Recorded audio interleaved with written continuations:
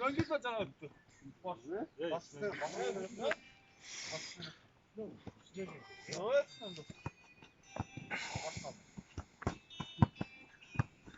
Böyle ama kaç.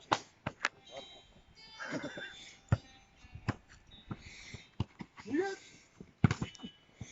Baba.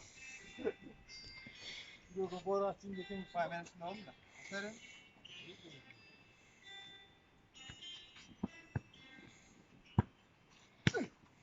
Evet. Yok ne diyorsun? Ne kadar